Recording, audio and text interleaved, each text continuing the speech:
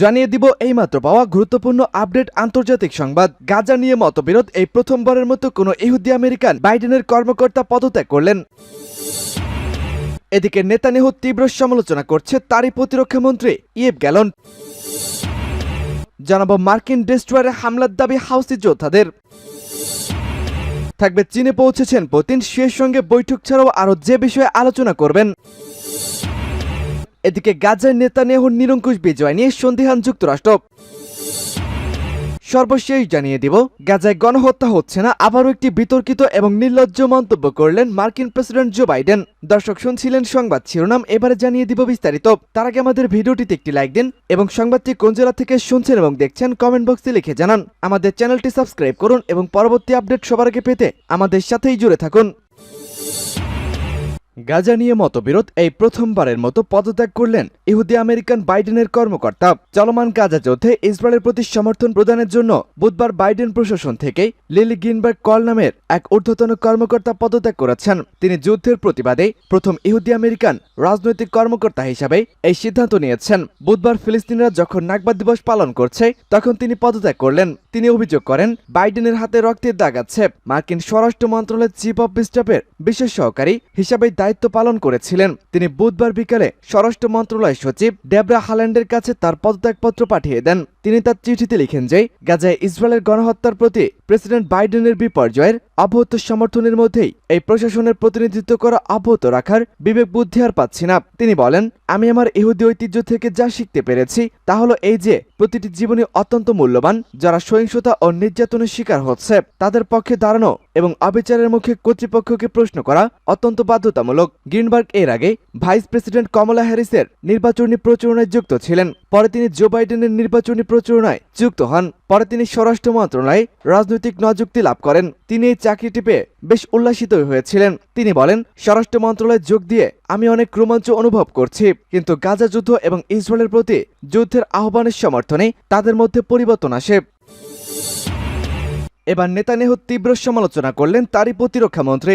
যুদ্ধোত্তর পরবর্তী গাজা নিয়ে পরিকল্পনা করতে ব্যর্থ হওয়ায় ইসরায়েলের প্রধানমন্ত্রী বেনিয়ামিন নেতানিয়াহুর প্রতি প্রকাশ্যে ক্ষোভ প্রকাশ করেছেন দেশটির প্রতিরক্ষা মন্ত্রী ইয়েভ গ্যালন্ট। যদিও যুদ্ধকালীন মন্ত্রী পরিষদের মধ্যে গাজায় ইসরায়েলি হামলায় বিশেষ সামরিক দিক নির্দেশনা নিয়ে দ্বিধাবিভক্তির একটি গুঞ্জন শোনা যায়। এরপরই বেনিয়ামিন নেতানিয়াহু বলেছিলেন, যুদ্ধের পর গাজা শাসন করার কোনো পরিকল্পনাই তাদের নেই। প্রতিরক্ষা মন্ত্রী বলেন, অক্টোবর থেকে তিনি মন্ত্রিসভাকে যুদ্ধ পরবর্তী পরিকল্পনা গ্রহণের কথা বারবার বলে আসছেন, কিন্তু এতে তিনি কোনো সাড়া পাচ্ছেন না। এদিকে প্রতিরক্ষা মন্ত্রী বেনিয়ামিন নেতানিয়াহুর কঠোর প্রতিক্রিয়া ব্যক্ত করেছেন। তিনি ফিলিস্তিনের সশস্ত্র গোষ্ঠী হামাস ও ফাতাহকে উদ্দেশ্য করে বলেছেন, তিনি হামাসের স্থানে ফাতাহকে জায়গা দিতে চান না। তিনি বলেন, গাজা হামাস নয়, ইসরায়েল শাসন করবে। গ্যালন্ট বলেন, এ ধরনের অবস্থায় আমাদের অর্জন দুর্বল হয়ে পড়বে এবং জিম্মিদের মুক্তিদানে হামাসের সঙ্গে কার্যকর আলোচনাও অকার্যকর হয়ে পড়বে। গ্যালন্ট আরও বলেছেন, গত অক্টোবরে গাজায় অভিযান চালানোর পরে তিনি যুদ্ধকালীন একটি পরিকল্পনা পেশ করেছিলেন। সেখানে তিনি তাদের শত্রু নয় এমন সরকার বসানোর প্রস্তাব দেন,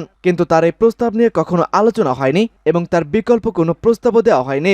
ইসরায়েলি প্রতিরক্ষা মন্ত্রী বলেন, গাজা নিয়ে পরিকল্পনা করতে ব্যর্থ হয় এটি আমাদের এক কঠিন পরিস্থিতির দিকে নিয়ে যাচ্ছে। এজন্য আমি প্রতিরক্ষা মন্ত্রী বেনিয়ামিন নেতানিয়াহুর কাছে আহ্বান জানাই, দ্রুতই গাজায় নিয়ে একটি পরিকল্পনা গ্রহণ করা উচিত। সূত্র বিবিসি। মার্কিন ডেস্ট্রয়ারে হামলার দাবি হাউসিদের। ইয়েমেন ভিত্তিক হাউসি যোদ্ধারা লোহিত সাগরে একটি মার্কিন ডেস্ট্রয়ার এবং ইসরায়েলগামী জাহাজে হামলার দাবি করেছে। আনাদোলু এজেন্সি এই খবর প্রকাশ করেছে। হাউসি মুখপাত্র ইয়াহিয়া সারি বলেছেন, তাদের নৌ ক্ষেপণাস্ত্র লোহিত সাগরে মার্কিন ডেস্ট্রয়ার ম্যানসনকে টার্গেট করে এবং তাতে সরাসরি আঘাত হানে। তিনি আরও বলেছেন, জাহাজ চলাচলের উপর আরোপিত নিষেধাজ্ঞা অমান্য করায় ক্ষেপণাস্ত্র এবং ড্রোন দিয়ে আরেকটি জাহাজের উপরে হামলা চালানো হয়। হাউসিদের দাবির ব্যাপারে যুক্তরাজ্যের কাছ থেকে কোনো মন্তব্য পাওয়া যায়নি। যুক্তরাষ্ট্র এবং যুক্তরাজ্য পশ্চিম ইয়েমেনে হাউসিদের পরিচালিত আল হুদাদা বিমানবন্দরে বিমান হামলা চালানোর একদিন পর বুধবার এই আক্রমণ করা হয়। হাউসিরা গাজার প্রতি সংহতি প্রকাশ করে লোহিত সাগর, এডেন উপসাগরে ক্ষেপণাস্ত্র ড্রোন দিয়ে ইসরায়েলের মালিকানাধীন পতাকাবাহী পরিচালিত বা ইসরায়েল বন্দরগামী জাহাজগুলোতে হামলা চালাচ্ছে। 7 অক্টোবর থেকে ইসরায়েল গাজার উপরে হামলা চালিয়ে যাচ্ছে। যুক্তরাষ্ট্র এবং যুক্তরাজ্য হাউসিদের উপর প্রতিশোধমূলক হামলা চালানোর পর গ্রুপটি আমেরিকান ও ব্রিটিশ জাহাজগুলোকে টার্গেট করেছে।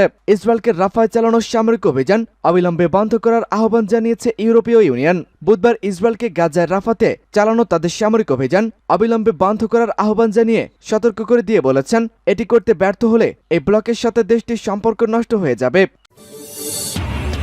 চীনে পৌঁছেছেন পুতিন, শিয়ের সঙ্গে বৈঠক ছাড়া আরও যে আলোচনা করবেন। রাশিয়ার প্রেসিডেন্ট ভ্লাদিমির পুতিন 2 দিনের রাষ্ট্রীয় সফরে চীনে পৌঁছেছেন। স্থানীয় সময় আজ বৃহস্পতিবার চীনের রাজধানী বেইজিংয়ে পৌঁছেছেন তিনি। 5ম দফায় রাশিয়ার প্রেসিডেন্টের দায়িত্ব নেওয়ার পর এটাই পুতিনের প্রথম বিদেশ সফর। সফরকালে পুতিন আজ চীনের প্রেসিডেন্ট শি জিনপিং এর সঙ্গে সামনাসামনি দ্বিপাক্ষীয় বৈঠকে বসবেন। দুই দেশের সম্পর্কের 75তম বার্ষিকী উদযাপন করবেন তারা। ইউক্রেন যুদ্ধের জেরে পশ্চিমা নিষেধাজ্ঞার আওতায় থাকা রাশিয়াকে সমর্থন দিয়ে যাচ্ছেন শি জিনপিং। এ পরিস্থিতিতে চীন রাশিয়া 2 নেতার বৈঠকের দিকে তীক্ষ্ণ নজর রাখছে পশ্চিমা বিশ্ব। চীনের প্রধানমন্ত্রী লি কিয়াং আজ দিনের পরের ভাগে পুতিনের সঙ্গে দেখা করবেন।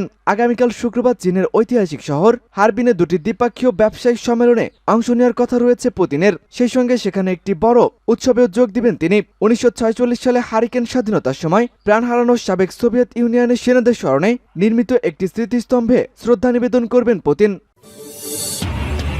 গাজায় নেতানিয়াহুর নিরঙ্কুশ বিজয় নিয়ে এবার সন্দিহান যুক্তরাষ্ট্র। ফিলিস্তিনের গাজায় হামাসের বিরুদ্ধে নিরঙ্কুশ বিজয় অর্জিত না হওয়া পর্যন্ত লড়াই চালিয়ে যাওয়ার অঙ্গীকার করেছেন ইসরায়েলের প্রধানমন্ত্রী বেনিয়ামিন নেতানিয়াহু। তবে যুক্তরাষ্ট্রের প্রেসিডেন্ট জো বাইডেন প্রশাসন মনে করে না হামাসকে হারিয়ে তার এই নিরঙ্কুশ বিজয় অর্জিত হতে যাচ্ছে বা এটা কোনোভাবে সম্ভব। স্থানীয় সময় সোমবার যুক্তরাষ্ট্রের উপপররাষ্ট্রমন্ত্রী কার্ট ক্যাম্বেল এই কথা বলেছেন। গাজায় হামলা শুরুর পর নেতানিয়াহু প্রায় বক্তৃতা বিবৃতিতে নিরঙ্কুশ বিজয় শব্দ ব্যবহার করেছেন। তিনি বারবার বলে আসছেন এই লক্ষ্য অর্জিত হওয়ার পথে। যখন গাজায় যুদ্ধ পরবর্তী প্রশাসনের বিষয়ে সুস্পষ্ট পরিকল্পনা প্রণয়নে সহযোগিতা করতে যুক্তরাষ্ট্রের কর্মকর্তারা ইসরায়েলের প্রতি আহ্বান জানান, তখন এ পর্যন্ত একজন শীর্ষস্থানীয় মার্কিন কর্মকর্তা হিসেবে ক্যাম্পাবেলের মন্তব্য একেবারে স্পষ্ট।